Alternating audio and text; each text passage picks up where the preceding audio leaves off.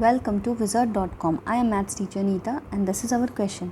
Express the decimal number into their corresponding mixed fraction and the decimal number is 28.9.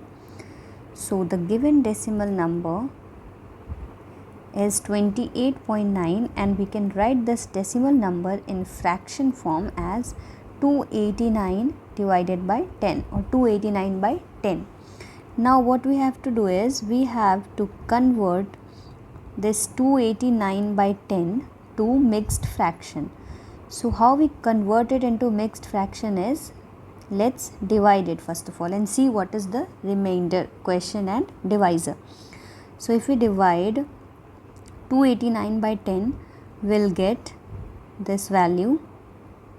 Simple division I am doing. So we can see that the remainder here is 9 and the quotient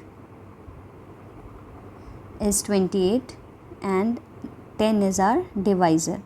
Now how we write 289 by 10 as quotient is 28. So 28, then remainder is 9.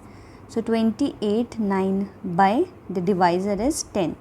So in this way we convert any fraction to mixed fraction. 28 9 by 10 is our answer here.